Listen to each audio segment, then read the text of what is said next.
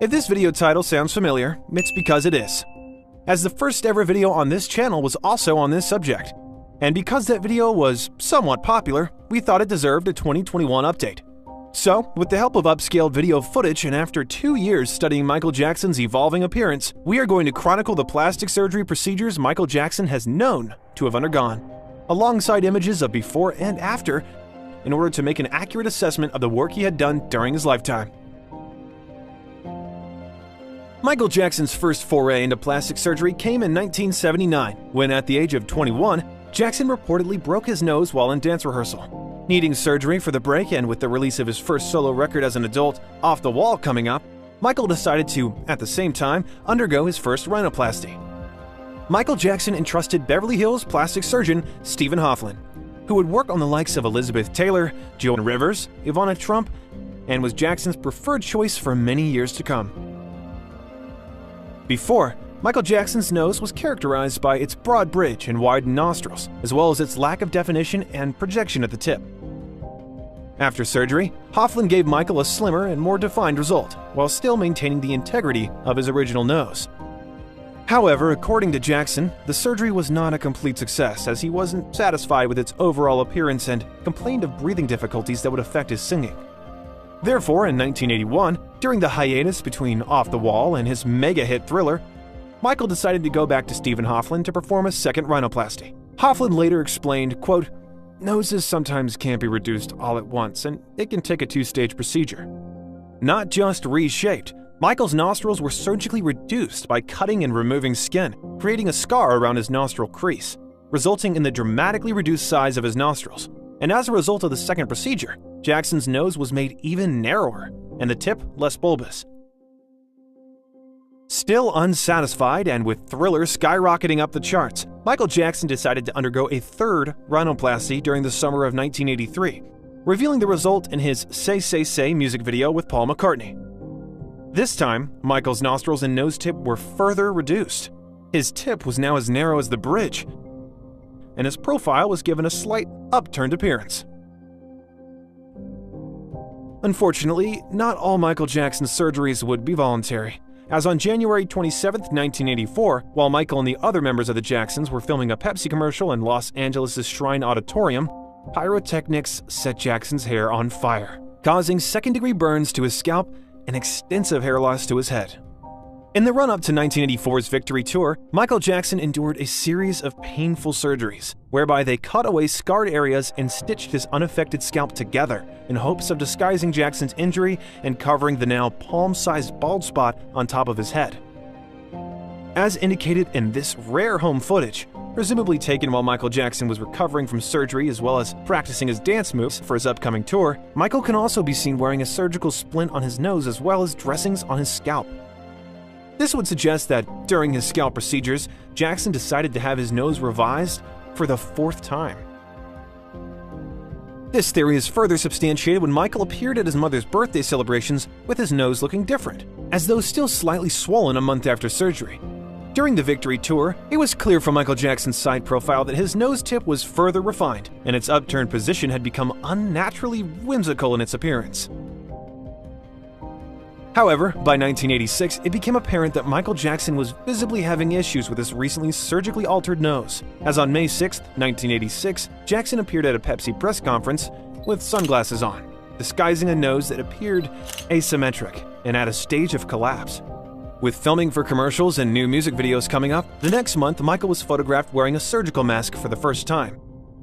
In that July, while attending the funeral of Vincent Minnelli, photographers noticed his nose altered, as well as the addition of a Kirk Douglas-style dimple to his chin. His jawline's new look was achieved by the use of an implant, as his autopsy report noted that he had 2 incision marks at the bottom of his chin. After the release of his Bad album in 1987, Michael Jackson's new look made him a relentless media target, with bombastic stories of him and his bouts with plastic surgery becoming regular tabloid fodder in the newspapers. After years of touring and promoting, Jackson had little time to pursue additional image makeovers. On September 14, 1990, Michael Jackson received the first ever, quote, Michael Jackson Good Scout Humanitarian Award at the Century Plaza Towers in Los Angeles.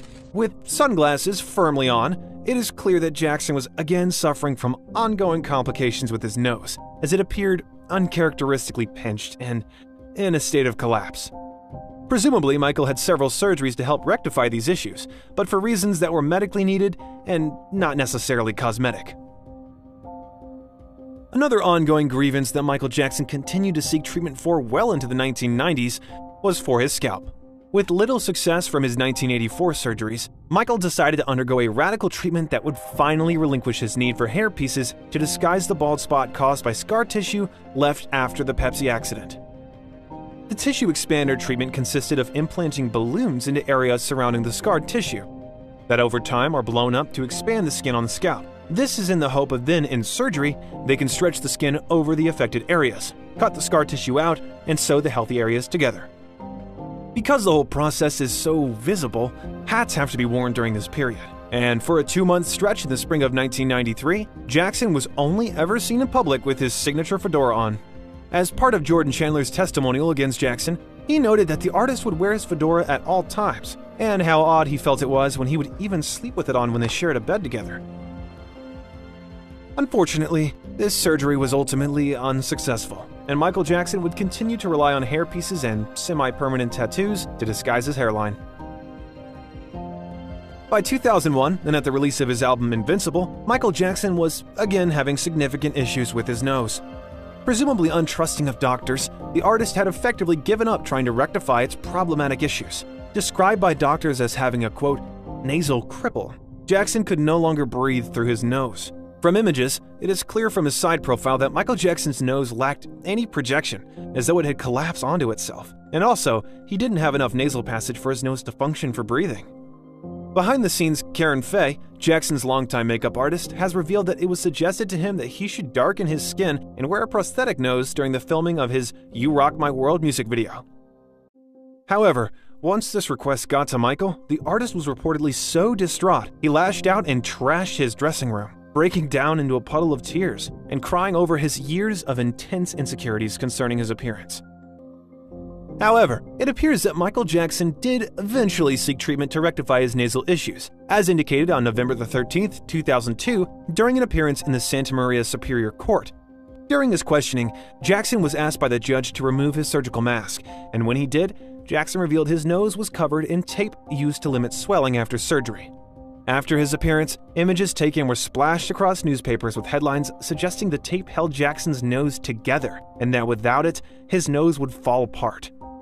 Of course, all untrue. Michael Jackson had actually undergone a successful reconstruction that brought a lot of the structural integrity of his nose back. With an intense fear of growing old and of the aging process, Michael Jackson became a regular client of Arnold Klein, a dermatologist that specialized in dermal filler injections. To initially treat Jackson for acne and scarring that had occurred as a result of cosmetic surgery, but then to combat the signs of aging with regular filler and Botox injections, starting from the early 2000s. As indicated by scars noted in his autopsy report, in 2003, Michael Jackson sought a more invasive solution and decided to undergo a full facelift procedure. Jackson revealed his new, more youthful look by making several public appearances like that at the BET and Radio Music Awards that year.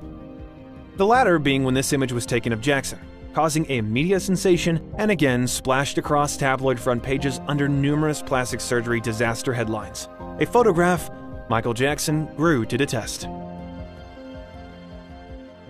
During the last years of his life, Michael Jackson's dermatologist said that his aim was to rebuild Jackson's face in an attempt to make him look more normal, including a reconstruction of his nose using fillers. He said that his nose was small, but was beginning to look a lot more natural again. Restylane, a temporary tissue filler, was also injected to build up areas of the face and even out others that had been visibly impacted by infection, scarring, and the effects of his long-term illnesses. But what do you think? Did Michael Jackson have more or less surgery than you had expected? And do you think there's anything here we may have missed out? Please leave your comments below.